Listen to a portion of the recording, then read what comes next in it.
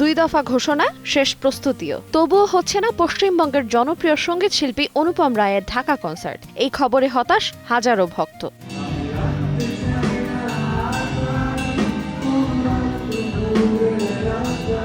আগামী ১ আগস্ট রাজধানীতে one true sound with Anupam Roy শিরোনামে কনসার্টটি আয়োজনের কথা ছিল।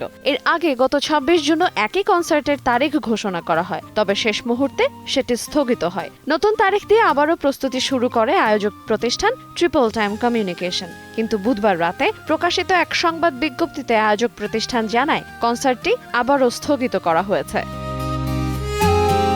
বিজ্ঞপ্তিতে বলা হয়, অনুষ্ঠান আয়োজনের জন্য প্রয়োজনীয় সব ধরনের অনুমোদন ও আনুষ্ঠানিকতা সম্পন্ন হলেও অনিবার্য কারণ দেখিয়ে সংস্কৃতি বিষয়ক মন্ত্রণালয়ের নির্দেশনায় অনুষ্ঠানটি আয়োজন না করার সিদ্ধান্ত জানানো হয়েছে। সেই নির্দেশনা মেনেই আপাতত কনসার্টটি স্থগিত করা হয়েছে।